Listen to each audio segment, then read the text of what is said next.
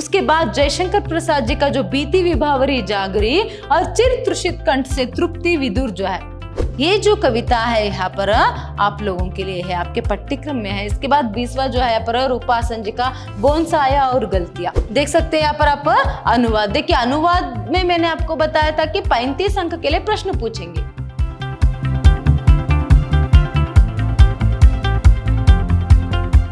नमस्कार, मैं हूं हर्षिता, हिंदी लेक्चरर, विद्याश्रम कॉलेज मैसूर। आज हम मैसूर यूनिवर्सिटी के 3rd सेमेस्टर BCA का जो हिंदी पाठ्यक्रम है उसका परिचय करेंगे। मतलब यह एक इंट्रोडक्शन क्लास है। देखिए 3rd सेमेस्टर का जो यहाँ पर पत्रिका है उसका नाम है यहाँ पर हिंदी पद्य साहित्य और अनुवाद। पद्य साहित्य के अंतर्गत आपको जो है यहाँ पर काव्य गंगा है। पद्य साहित्य के अंतर्गत काव्य गंगा नामक ये पुस्तक है। इसमें कुछ कविताओं का संकलन जो है यहाँ पर किया गया है। तो चलिए कौन कौन सी जो कविताएं हैं आप लोगों के लिए है, मतलब आपके सिलेबस में है करके अभी हम देखेंगे। देखिए यहाँ पर काव्य गंगा किताब में जो पहले यहाँ पर कबीर जो है, मतलब कबीरदास के दोहे जो है यहाँ पर है। देखिए यहाँ पर संख्या के सामने यहाँ पर टिक मार्क जो है किया गया है। तो पहली कविता जो है वहां है कबीर, मतलब कबीरदास के कुछ दोहों को यहाँ पर चुनकर आपको दिया गया है आपके पाठ्य पुस्तक में, वहां है। उसके बाद यहाँ पर 2, 3 और 4 मतलब जो तुलसीदास, सूरदास और मीराबाई के जो पद है यहाँ पर आप लोगों के लिए नहीं है। तो नेक्स्ट है 5वां कविता जो है यहाँ पर बिहारी लाल के दोहे जो है आप लोगों के लिए है। उनके कुछ दोहों को आपके पाठ्यक्रम में रखा गया है। फिर इसके बाद 6ठा और 7वां जो कविताएं है यहाँ पर रहीम के और अयोध्या सिंह हरियोध उपाध्याय की कुछ कविताएं जो है आप लोगों के लिए नहीं है। सिर्फ यहाँ पर 8वां कविता जो है यहाँ पर मैथिली शरण गुप्त जी की, उसमें यहाँ पर सखी वे मुझसे कहकर जाते और धन्य है लाल की माई, जो 2 कविता है आप लोगों के लिए है। आपके सिलेबस में जो है यहाँ पर मैथिली शरण गुप्त जी की सखी वे मुझसे कहकर जाते और धन्य है लाल की माई आपकी कविता में जो है, कविता जो है आप लोगों के सिलेबस में है। नेक्स्ट देखिए यहाँ पर माखनलाल चतुर्वेदी जी की जो कविता है वो आप लोगों के लिए नहीं है यहाँ पर। उसके बाद जयशंकर प्रसाद जी का जो बीती विभावरी जागरी और चिर तृषित कंठ से तृप्ति विदुर जो है, ये जो कविता है आप लोगों के लिए है। देखिए यहाँ पर 10वां कविता जो है आप लोगों के लिए है, जो जयशंकर प्रसाद जी की 2 कविताएं जिसमें बीती विभावरी जागरी चिर तृषित कंठ से तृप्त विदुर करके। नेक्स्ट 11 जो कविता है वहां भी है सूर्यकांत त्रिपाठी निराला जी के प्रियतम और विधवा। फिर उसके बाद जो है 12वां कविता जो है यहाँ पर सुमित्रानंद पंत जी का ताज और ग्राम युवती जो है, यह भी आप लोगों के सिलेबस में है। देखिए इसके बाद नेक्स्ट अगर हम देखेंगे तो 13वां कविता जो है आप लोगों के लिए नहीं है, जो सुभद्रा कुमारी चौहान जी की है। फिर उसके बाद 14 जो कविता है यहाँ पर राम कुमार वर्मा जी की गुरु दक्षिणा, बहुत ही सुंदर कविता है गुरु दक्षिणा, एकलव्य से संबंधित एक कविता है गुरु दक्षिणा। तो ये जो है आप लोगों के सिलेबस में है। नेक्स्ट देखिए यहाँ पर 15 देखिए महादेवी वर्मा जी की मंदिर का दीप और मेरा मिटने का अधिकार जो कविताएं हैं, ये जो है आप लोगों के सिलेबस में है, आपके पाठ्यक्रम में है। इसके बाद नेक्स्ट देखिए जो 16वां यहाँ पर कविता है रामधारी सिंह जी का यहाँ पर दिनकर और हिमालय, ये आप लोगों के लिए नहीं है। तो यहाँ पर जितना भी टिक किया गया वो जो है आप लोगों के लिए है। नेक्स्ट देखिए यहाँ पर 17 नागार्जुन जी का अकाल और उसके बाद और अब के इस मौसम में, ये कविता आप लोगों के लिए है। फिर इसके बाद 18 जो है वहां भी है रामनारायण जी का।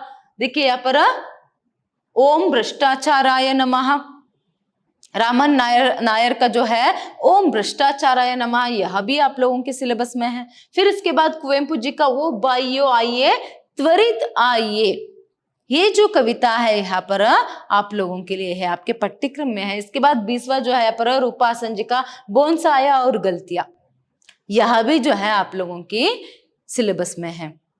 तो जितने भी अभी मैंने बताया, जितने भी यहाँ पर हेडमार्क में टिक किया गया वो सभी जो है आपके सिलेबस के लिए, आपके पाठ्यक्रम के लिए जो है यहाँ पर है। इसका अर्थ आप लोगों ने अभी तक समझ लिया है।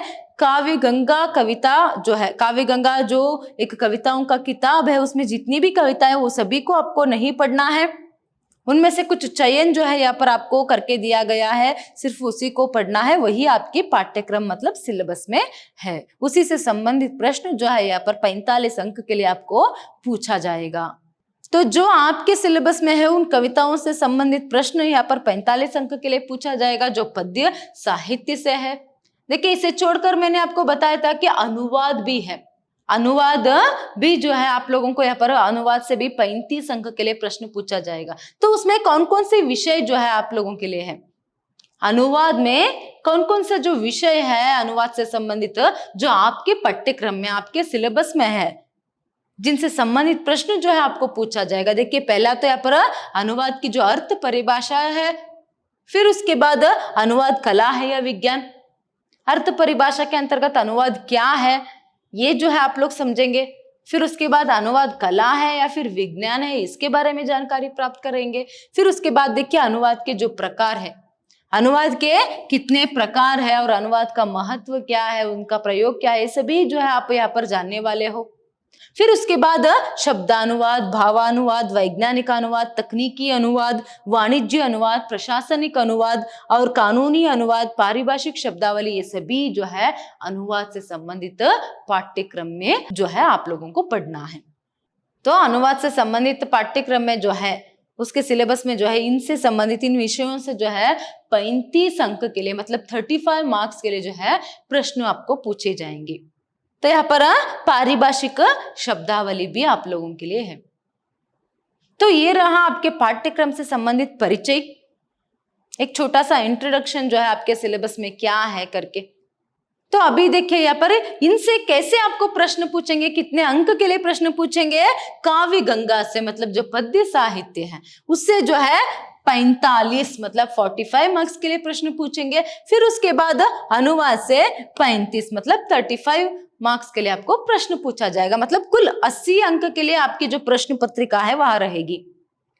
थर्ड सेमेस्टर की हिंदी प्रश्न पत्रिका जो है, जो पद्य साहित्य और अनुवाद जो है उसे यहाँ पर आपको 80 अंक के लिए प्रश्न पूछा जाएगा। तो और 20 अंक जो है यहाँ पर ये आपके इंटरनल्स मार्क्स जो है ऐड हो जाएंगे। तो अभी मैंने आपको बताया कि 80 अंक के लिए आपकी प्रश्न पत्रिका रहेगी करके।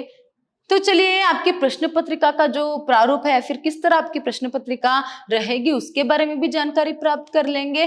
तो अभी मैंने आपको बताया था कि 80 अंक के लिए जो है यहाँ पर प्रश्न आपको पूछे जाएंगे। तो किस तरह प्रश्न पूछेंगे, आपकी प्रश्न पत्रिका किस तरह रहेगी, ये भी इसके बारे में भी हम जानकारी जो है यहाँ पर प्राप्त करेंगे। तो पहले यहाँ पर देखिए आपको किन्हीं 2 प्रश्नों के उत्तर लिखने के लिए 10 अंक के जो है 2 प्रश्न यहाँ पर आपको पूछेंगे।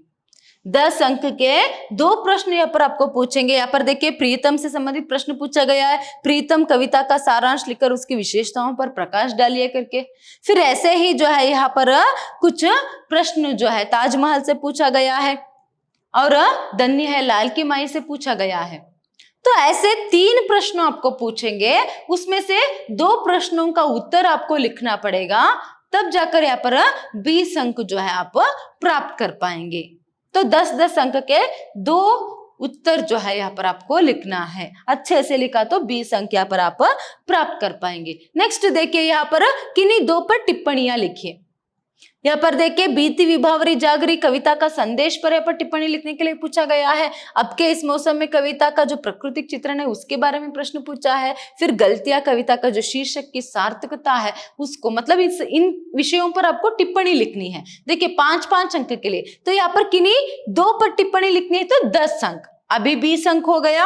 अभी ये भी 10 मिला लेंगे तो 30 अंक यहाँ पर काव्य गंगा से हो गया। नेक्स्ट देखिए यहाँ पर किन्हीं 3 अवतरणों की सप्रसंग व्याख्या कीजिए। 3 अवतरणों को यहाँ पर सप्रसंग व्याख्या जो है करनी है। किस तरह यहाँ पर आप पीयूसी में सभी पहले ससंदर्भ भाव स्पष्टीकरण करते थे, वैसे ही यहाँ पर आपको क्या करना है, सप्रसंग व्याख्या जो है करना है। इसमें थोड़ा सा और ज्यादा जो है यहाँ पर आपको विस्तार पूर्वक लिखना पड़ेगा। यहाँ पर भी 5 अंक ही है, तो यहाँ पर आपको 3 अगर आप सप्रसंग व्याख्या करेंगे तो 15 अंक यहाँ पर आप प्राप्त कर पाएंगे। एक सप्रसंग व्याख्या के लिए 5 अंक। अगर आपने इनमें से तीनों को यहाँ पर आपको 6 यहाँ पर व्याख्या जो है करने के लिए देंगे तो आपको यहाँ पर 6 में से किन्हीं तीनों का सप्रसंग व्याख्या कर लिया ना अच्छे से, तो 15 अंक यहाँ पर आप प्राप्त कर पाएंगे। तो यहाँ पर एक एक कविताओं से या फिर दोहा, एक एक दोहा या फिर एक एक कविता से एक एक पद्य भाग या फिर पद्यांश जो है यहाँ पर आपको देंगे, उनके सप्रसंग व्याख्या जो है आपको करना है। नेक्स्ट देखिए यहाँ पर 6, मैंने बताया था आपको 6 जो है यहाँ पर पद्य भाग जो है आपको देंगे, उनमें से 3 का ही आपको सप्रसंग व्याख्या जो है करनी है। तो यहाँ पर कुल मिलाकर 45 अंक के लिए यहाँ पर काव्य गंगा से जो है प्रश्न हो गए। अभी नेक्स्ट देखिए यहाँ पर अनुवाद, देख सकते हैं यहाँ पर आप अनुवाद। देखिए अनुवाद में मैंने आपको बताया था कि 35 अंक के लिए प्रश्न पूछेंगे। तो यहाँ पर पहले अनुवाद किसे कहते हैं, अनुवाद कला है या विज्ञान, सिद्ध कीजिए करके, या फिर शब्दानुवाद से भावानुवाद श्रेष्ठ समर्थन कीजिए करके 2 प्रश्न पूछा गया। यहाँ पर देखिए अथवा करके है, तो इसका मतलब क्या है, इन दोनों प्रश्नों में से किसी एक प्रश्न का जवाब अगर आप सही तरीके से लिखेंगे तो 10 अंक जो है यहाँ पर आप प्राप्त कर सकते हो, तो 10 मार्क्स हो गया। तो अभी नेक्स्ट देखिए यहाँ पर वाणिज्य अनुवाद पर विचार कीजिए करके आप उस पर टिप्पणी लिख सकते हैं 10 अंक के लिए, या फिर हिंदी में अनुवाद करने के लिए एक पैराग्राफ जो है यहाँ पर एक अनुच्छेद जो है आपको दिया जाएगा। अंग्रेजी में भी अनुच्छेद देंगे और कन्नड़ा में भी।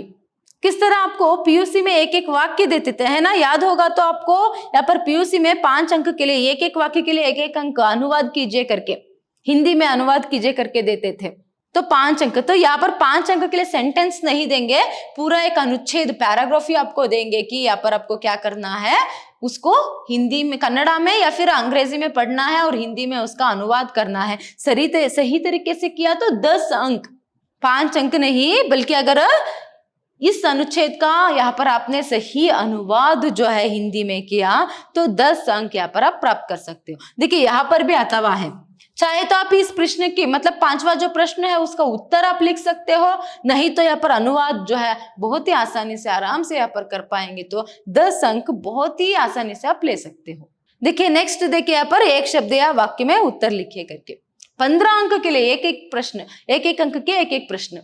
देखिए अभी 20 अंक के लिए हो गया, 10 अंक के लिए दोनों प्रश्नों में से एक प्रश्न का उत्तर लिखना है, और 10 अंक के लिए एक प्रश्न का उत्तर लिख सकते हैं, या फिर यहाँ पर एक अनुच्छेद जो है उसका अनुवाद जो है आप कर सकते हो। और फिर यहाँ पर देखिए उदाहरण के लिए यहाँ पर पूछा गया है कि अनुवाद को अंग्रेजी पर्याय शब्द क्या है, अनुवाद के 2 लाभ लिखिए, और यहाँ पर फिर उसके बाद देखिए पारिभाषिक शब्दावली अनुवाद के अंतर्गत आती है या नहीं, सही या गलत। इस तरह से सभी आपको 10 प्रश्न पहले पूछेंगे, एक एक सही उत्तर के लिए एक एक अंक, फिर उसके बाद 5 देखिए यहाँ पर पारिभाषिक शब्दावली है, मतलब इन पारिभाषिक शब्दावलियों को जो है यहाँ पर हिंदी में अनुवाद करके लिखना है। यहाँ पर जैसे एडवर्टाइजमेंट के लिए क्या कहते हैं, विज्ञापन। Next confidential, graduate, interview, nomination, तो इन सब के लिए यहाँ पर आपको हिंदी में जो है अनुवाद करके हिंदी में क्या कहते हैं करके वो जो शब्द है पारिभाषिक शब्दावली जो है शब्द जो है वो आपको लिखना है। तो पारिभाषिक शब्दावली मतलब क्या है और यहाँ पर पारिभाषिक शब्दावलियों का महत्व क्या है, उन सब के बारे में आप आगे जाकर जानने वाले हो, और अनुवाद की अर्थ परिभाषा क्या है, इस सब के बारे में भी आप आगे जाकर जानने वाले हो। तो इस भाग में तो आपको 35 अंक आराम से प्राप्त कर सकते हो अगर थोड़ा सा ध्यान देकर अगर आप पढ़ेंगे। देखिए एक सलाह मैं यहाँ पर आपको देना चाहती हूँ, यहाँ पर आप अच्छे से स्कोर जो है कर सकते हैं, थोड़े से इंटरेस्ट, थोड़ी सी क्या है यहाँ पर प्रेम से आपको ये जो है पढ़ना है और सीखना है।